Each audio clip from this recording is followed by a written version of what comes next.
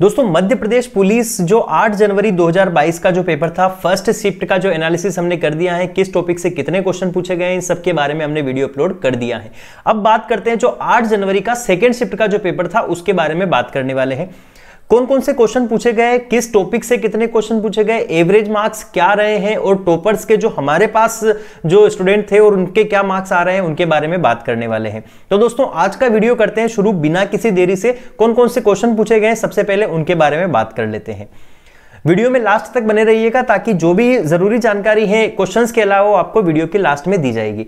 सबसे पहले दोस्तों मैथ्स का क्वेश्चन है हमारे पास में। मैथ्स का क्वेश्चन है दोस्तों x की पावर 4 प्लस 1 बाय x की पावर 4 इक्वल्स टू 14 दे रखा है। यहाँ पर x की पावर 3 प्लस 1 बाय x की पावर 3 की वैल्यू क्या होगी ये आपको निकालना है। मैथ्स का क्वेश्चन दिया गया था यहाँ पर और इसका जो आंसर है दोस्तों 3√6 आने वाला है, तो आप इसे सोल्व कर सकते हैं। इनके ऊपर हमने 2 वीडियो बना रखे हैं, आप जो प्लेलिस्ट में मैथ्स की प्लेलिस्ट है वहां जाकर आप इसे चेक कर सकते हैं। दोस्तों दूसरा क्वेश्चन आया है हमारे सामने, डॉक्टर अंबेडकर जी का जन्म कहां हुआ था। तो डॉक्टर अंबेडकर जी का जन्म हुआ था दोस्तों मध्य प्रदेश में, और मध्य प्रदेश के महू में, इंदौर के निकट महू में इनका जन्म हुआ था। अब दोस्तों जो अंबेडकर नगर है, जो महू है, उसका नया नाम क्या कर दिया गया है, डॉक्टर भीमराव अंबेडकर नगर इसका नया नाम कर दिया गया है। दोस्तों दूसरी बात की जाए अगर कि महू का फुल फॉर्म क्या है, तो महू का जो फुल फॉर्म हो जाएगा दोस्तों वो हो जाएगा मिलिट्री हेडक्वार्टर ऑफ वार, इसका फुल फॉर्म हो जाएगा। नेक्स्ट क्वेश्चन है जो भारत है उसकी राजधानी कलकत्ता से दिल्ली कब स्थानांतरित की गई थी। तो भारत की राजधानी कलकत्ता से दिल्ली 1912 में स्थानांतरित की गई थी, दिसंबर 1911 में यहां पर पंचायत आया था। तीसरा क्वेश्चन है दोस्तों, 3 गन जिनकी भुजा की लंबाई दे रखी है, मैथ्स का क्वेश्चन है, भुजा की लंबाई दे रखी है क्रमशः 3, 4 और 5 सेंटीमीटर।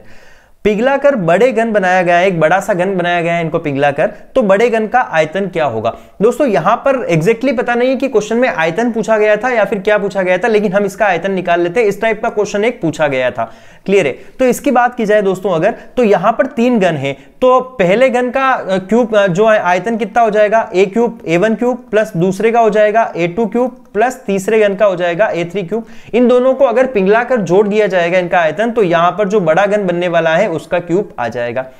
छोटे वाले गन की भुजा कितनी है, 3, 4 और 5, तो यहां पर 3 का क्यूब प्लस 4 का क्यूब प्लस कितना हो जाएगा दोस्तों 5 का क्यूब बराबर a का क्यूब आ जाएगा। 3 का क्यूब कितना हो जाएगा 27 प्लस 4 का क्यूब हो जाएगा दोस्तों 64 प्लस 125 हो जाएगा।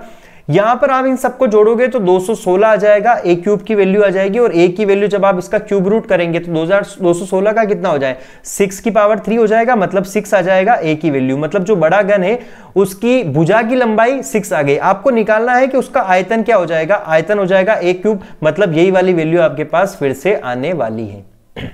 क्लियर है दोस्तों। नेक्स्ट क्वेश्चन की बात की जाए यहां पर कि पूछा गया है कि राष्ट्रमंडल खेलों में भारत कब शामिल हुआ था। जो राष्ट्रमंडल खेल है कॉमनवेल्थ गेम, उसमें भारत कब शामिल हुआ था। तो भारत उसमें शामिल हुआ था दोस्तों 1934 में। लेकिन क्वेश्चन यहां पर पूछ लिया जाता है कि राष्ट्रमंडल खेलों की शुरुआत कब हुई थी। तो राष्ट्रमंडल खेलों की शुरुआत हुई थी दोस्तों 1930 के अंदर। शुरुआत कब हुई थी 1930 में। भारत कब शामिल हुआ 1934 में। ठीक है। नेक्स्ट क्वेश्चन है दोस्तों, अजंता की गुफाएं कहां पर है। अजंता की गुफाओं के बारे में क्वेश्चन पूछ लिया गया है, महाराष्ट्र में है, और सुबह एक और गुफाओं से क्वेश्चन पूछा गया था, मतलब गुफाओं से क्वेश्चन आ रहे हैं। आपको एटलीस्ट जो है गुफाएं हैं उनको पढ़कर साथ में जानी पड़ेगी। जो साइंस का क्वेश्चन है दोस्तों, यहां पर साइंस के क्वेश्चन की बात करें तो मस्तिष्क का वजन कितना होता है। मस्तिष्क का वजन अगर पूछ लिया जाए दोस्तों, तो मस्तिष्क का वजन कितना होता है 1400 ग्राम है। मतलब यहां पर जो ह्यूमन की जो सिस्टम है, ह्यूमन का जो सिस्टम है उसके बारे में भी क्वेश्चन पूछे गए हैं। मध्य प्रदेश का पहला रेप्टाइल पार्क कहां पर बनाया गया है। तो पन्ना में बनाया गया है, और ये कहां पर है, तो पन्ना राष्ट्रीय उद्यान के अंदर ये बनाया गया है। नेक्स्ट क्वेश्चन दोस्तों, जलप्रपात से पूछा गया है कि जो चूलिया जलप्रपात है ये कहां पर है, तो किस नदी पर पूछा गया है।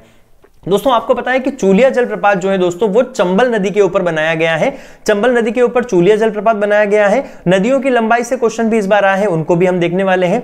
अगर पूछ लिया जाए कि चंबल जो है चूलिया जलप्रपात है ये कहां पर है, किस राज्य में है, तो राज्य पूछ लिया जाए तो राज्य हो जाएगा दोस्तों राजस्थान, और जगह का नाम पूछ लिया जाए तो भैंसरोडगढ़ में आ जाएगा।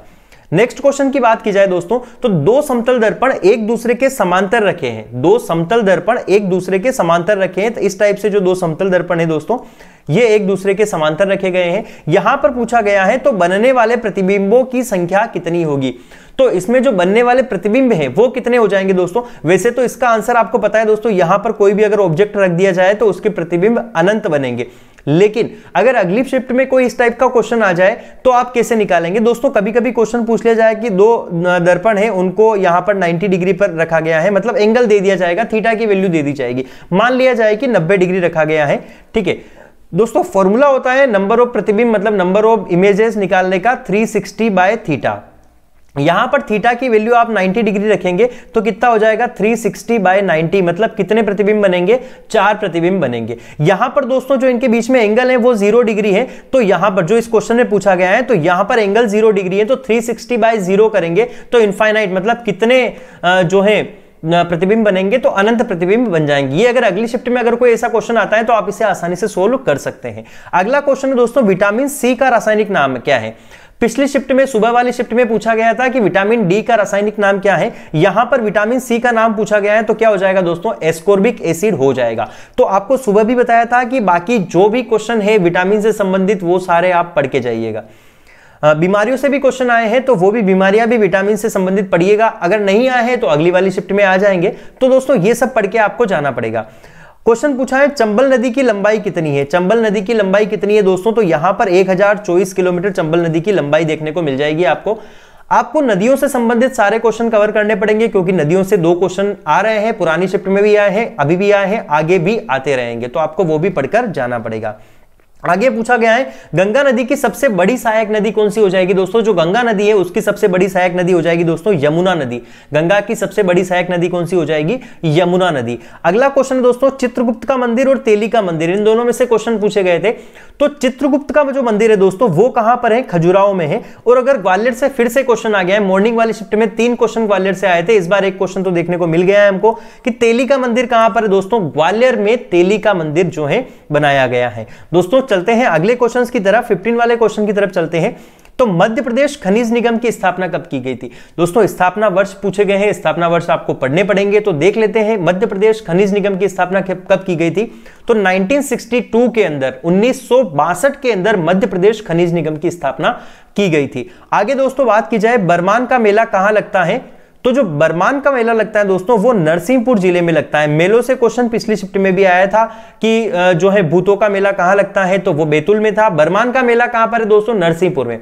नरसिंहपुर पे में सुबह वाली शिफ्ट में क्वेश्चन आया था दोस्तों कि जो है शक्कर का जो है क्या बोलते हैं उसे, ठीक है, तो शक्कर का कटोरा नरसिंहपुर को ये सुबह वाली शिफ्ट में क्वेश्चन आया था। नेक्स्ट क्वेश्चन दोस्तों मध्य प्रदेश उर्दू अकादमी, मध्य प्रदेश उर्दू अकादमी की स्थापना कब की गई थी और कहां की गई है? तो 1976 में स्थापना की गई है और कहां पर की गई है? भोपाल में। यहां पर मराठी का भी क्वेश्चन आया था, वो भी देखते हैं। महाराष्ट्र का लोक नृत्य कौन सा है? तो दोस्तों जो महाराष्ट्र का लोक नृत्य है वो लावणी है। यहां पर लोक नृत्य से भी आपको क्वेश्चन देखने को मिल रहे हैं। जोगेश्वरी देवी का मंदिर कहां पर है? जोगेश्वरी देवी का मंदिर दोस्तों अशोकनगर में है, यह क्वेश्चन पूछा गया था, इसे आप याद रख सकते हैं। मालवा उत्सव कहां मनाया जाता है? दोस्तों उत्सव से क्वेश्चन देखने को मिल रहे हैं, मतलब आने वाली शिफ्ट में भी उत्सव से क्वेश्चन देखने को मिल सकते हैं। इंदौर में भी मालवा उत्सव मनाया जाता है। साथ ही दोस्तों एक और ऑप्शन है यहां पर कि धार में भी क्या है दोस्तों मालवा उत्सव मनाया जाता है। अगला क्वेश्चन देख लिया जाए दोस्तों मराठी अकादमी कहां पर है? तो मराठी अकादमी का क्वेश्चन पूछा गया है। यहां पर उर्दू अकादमी का पूछा गया, मराठी अकादमी का भी यहां पर पूछ लिया गया है, भोपाल में है। तो दोस्तों एक क्वेश्चन ऐसा भी पूछ लिया जाएगा, मतलब अकादमियों के ऊपर क्वेश्चन पूछ लिया जाएगा, मध्य प्रदेश हिंदी ग्रंथ अकादमी कहां पर है, कब स्थापना की गई? 1969 में। तो इस टाइप के क्वेश्चन आपको देखने को मिल सकते हैं अगली वाली शिफ्ट्स के अंदर। यहां पर दोस्तों साइंस से क्वेश्चन है एक आपके सामने कि एड्स की जांच का टेस्ट कौन सा है, मतलब जब एड्स हो जाता है तो उसकी जांच के लिए कौन सा टेस्ट किया जाता है। एड्स का फुल फॉर्म, इसका वायरस, एलिजा टेस्ट किया जाता है, ELISA जिसे कहा जाता है। तो enzyme linked immune sorbic acid जो है इसका नाम है पूरा, तो एलिजा का फुल फॉर्म यहां पर आपको पूछ लिया जाएगा। माइटोकॉन्ड्रिया की खोज कब हुई और किसने की थी? माइटोकॉन्ड्रिया की खोज कब हुई और किसने की थी? तो यहां पर आंसर देखने को मिलेगा आपको 1886, मतलब 1886 के अंदर माइटोकॉन्ड्रिया की खोज की गई। और किसने की थी दोस्तों? अल्टमान ने माइटोकॉन्ड्रिया की खोज की थी। अगला क्वेश्चन देख लिया जाए तो यहां पर आपको मैथ्स से क्वेश्चन देखने को मिल रहा है। नेक्स्ट क्वेश्चन जो है दोस्तों मैथ्स से देखने को मिल रहा है। यहां पर क्वेश्चन है 97 माइनस 50, ये इसमें थोड़ा सा जो है इसकी जो लिंक है वो ब्रेक हो गई है। क्वेश्चन इस टाइप से आया था लेकिन थोड़ा सा चेंज आया था, तो हमने इसको जो भी क्वेश्चन हमें मिला है उसका आंसर निकाला है। तो यहां पर क्वेश्चन में एक बार फिर से लिख लेता हूं किस टाइप से सोल्व करना है। बोर्ड मास से क्वेश्चन पिछली शिफ्ट में भी पूछे गए हैं, अभी भी पूछे जा रहे हैं, मतलब बोर्ड मास से आपको क्वेश्चन पूछे जा सकते हैं। चलिए इस क्वेश्चन को सोल्व करते हैं। यहां पर हो जाएगा दोस्तों 3 - 2 कितना हो जाएगा 1, और 15 + 1 कितना हो जाएगा 16। 35 माइनस जब आप 16 करोगे तो कितना आ जाएगा दोस्तों 35 में से आपको 16 घटाना है, 24 आपको यहां पर देखने को मिल जाएगा। यहां पर दोस्तों जब आप इन तीनों को सोल्व करेंगे तो आपका आंसर ऑब्वियसली कितना आ जाएगा 66 आ जाएगा। बिल्कुल इजी सा क्वेश्चन आ रहे हैं, जो बोर्ड मास से क्वेश्चन आ रहे हैं बिल्कुल बोर्ड मास बेस आ रहे हैं और बिल्कुल इजी से आ रहे हैं, उसमें कोई ज्यादा माइंड लगाने की जरूरत नहीं है, बस एक चेन लिंक को पकड़ना है और वो सोल्व करते जाना है, क्वेश्चन आसानी से हो जाएंगे। नेक्स्ट क्वेश्चन दोस्तों काला सोना किसे कहा जाता है।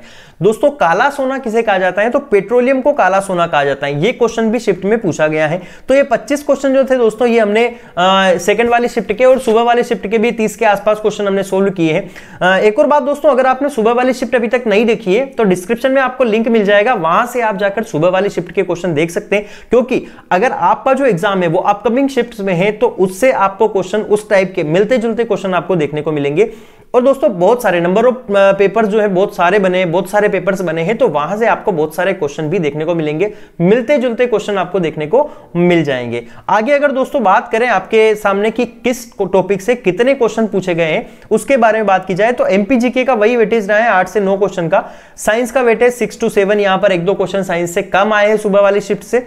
हिस्ट्री में जो सुबह वाली शिफ्ट में क्वेश्चन नहीं थे लेकिन इस बार 2 क्वेश्चन देखने को मिले हैं। मैथ्स में दोस्तों सिंप्लीफिकेशन के 2-3। दोस्तों अगर बात की जाए मैथ्स की और रीजनिंग की, वैसे तो क्वेश्चन तो यहां पर जो पूरे क्वेश्चन देखने को मिले हैं, लेकिन बात यह है दोस्तों कि हमारे पास मैथ्स के और रीजनिंग के क्वेश्चन इस बार सेकंड शिफ्ट में थोड़े से कम आए हैं, तो यह अंदाजा लगाना मुश्किल है कि किस टॉपिक से कितने क्वेश्चन पूछे गए। लेकिन जो हमारे पास क्वेश्चन आए हैं सिंप्लीफिकेशन में एलसीएम एचसीएफ से 1 क्वेश्चन देखने को मिला था, लेकिन क्वेश्चन हमारे पास पूरा नहीं था, इसकी वजह से हमने यहां पर थोड़ा सा जो है ऐड नहीं किया था।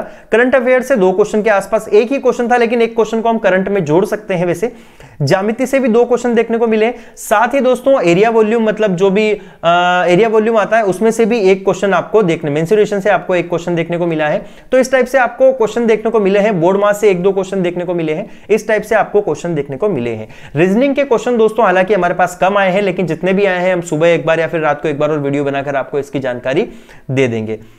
नेक्स्ट अगर दोस्तों बात की जाए कि जो जानकारी है वो आपके लिए क्या है दोस्तों, कि ये जो नंबर दे रखे हैं आपकी स्क्रीन के ऊपर 7773810500, इन नंबर्स पर आप जब भी आपका शिफ्ट है वहां से आपने जो क्वेश्चन भेजे होंगे, जो भी आप क्वेश्चन भेज सकते हैं पेपर होने के बाद, तो आपको यहां पर क्वेश्चन देखने को मिल जाएंगे। जो क्वेश्चन आप भेजेंगे वही क्वेश्चन हम आपको बता देंगे। जो भी ऑथेंटिक क्वेश्चन है आप हमें भेज सकते हैं। किसके द्वारा भेज सकते हैं आप हमें, केवल व्हाट्सएप कर सकते हैं, कॉल नहीं लग पाएगा इस पर। आप अपना नाम, शहर का नाम, परीक्षा की तारीख और परीक्षा का समय या फिर शिफ्ट भी आप हमें लिखकर भेज सकते हैं, ताकि हम सटीक एनालिसिस यहां पर कर सके। अब दोस्तों बात करते हैं मेन कि एवरेज कितने मार्क्स आ रहे हैं। तो दोस्तों अगर फर्स्ट शिफ्ट से कंपैरिजन किया जाए तो पहली शिफ्ट में जो दोस्तों पेपर था वो इजी लेवल का था, और वहीं अगर सेकंड शिफ्ट की बात की जाए तो लेवल तो इसका भी क्या है, इजी है, लेकिन कुछ क्वेश्चन यहां पर थोड़े से मॉडरेट लेवल के भी देखने को मिले हैं।